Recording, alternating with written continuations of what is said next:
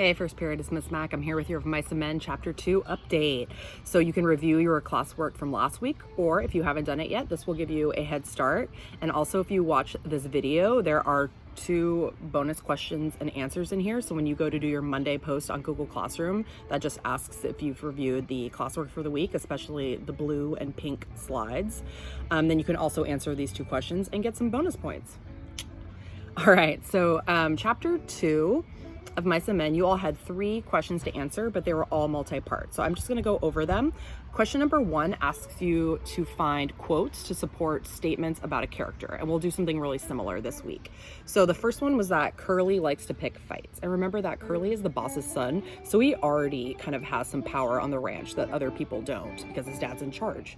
And we know that he really is an unpleasant person. He likes to fight. We know he's actually a boxer, and we know he's a little guy. He's pretty short. And pretty much immediately on the ranch, he goes after Lennie. We know that he likes to pick on bigger guys, and Lennie is a perfect target for him. And so we see his body language, we see his attitude, and we learn about him from Candy, who's the old guy, the swamper on the ranch. And Candy fills in George and Lennie with a lot of the details about who's who. And he kind of tells them that Curley will try to fight you if he gets the chance. And you all picked a lot of really good quotes about that. And just remember that your quotes are exactly word for word from the text. You can copy and paste, totally fine. All right, your second statement was that Lennie is really strong, but not too bright. And we see this repeatedly throughout the novel. One quote that George says to the boss is that Lennie is as strong as a bull, which is pretty true. It's one of the advantages of him as a worker is that he's incredibly strong. But again, I don't know if you remember in Chapter 1, George made Lennie promise not to say anything in front of the boss when they got there. And immediately when George says that Lennie's as strong as a bull, then Lennie forgets and starts talking, and George gets kind of mad at him. So Lennie, again, very forgetful, kind of childlike, but very, very strong. All right, so that was question number 1, and you'll have more statements like that to find quotes for this week. You'll also just have some short answer questions. The second question is a close read. So I pull a couple sentences from the book, and you have to answer questions about them. And you'll do the same thing this week. This week's quote was about Curley's wife, and I'm going to read the quote really quickly. I'm reading off my computer. So a girl was standing there looking in. She had full, rouged lips and wide-spaced eyes, heavily made up. Her fingernails were red.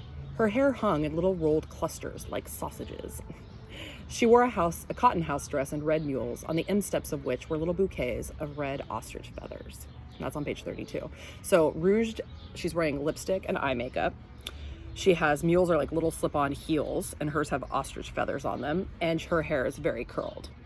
And so the 3 questions about that. First is, what color is she wearing the most, and what can this tell us? She wears a lot of red throughout, and we've seen this color before in the book, so it's kind of important to pay attention to. It's a very bright color. It stands out. It's definitely getting her some more attention. It's a choice to wear not only the lipstick, but the dress, the shoes, a lot of red from head to toe. She's going to be very obvious.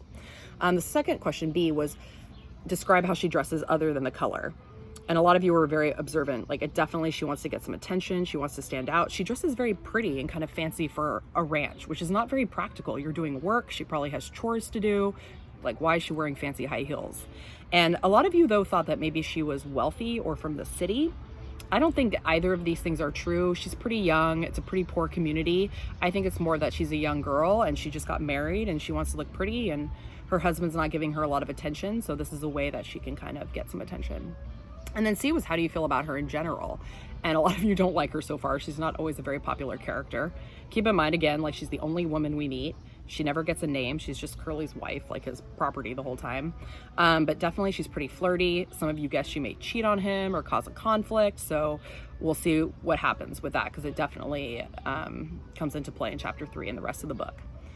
And then you were going to make some predictions about what was going to happen in Chapter 3.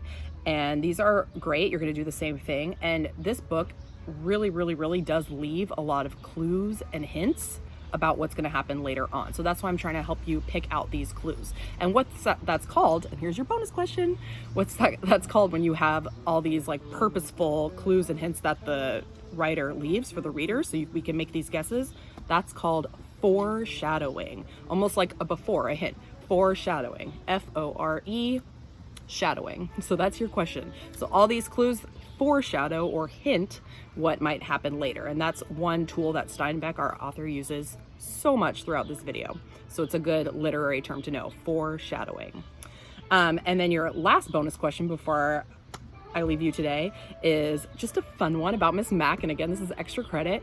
I have a big loquat tree in my front yard and I've been making pies and cobblers. So my question is, what am I gonna make next with my loquats? And the thing I'm gonna make next is jam. I don't know if it's gonna be good, but I got my jars and I'm gonna try to make some jam. Hope you guys are all doing well. I miss you. Come to office hours tomorrow. Take care. Bye.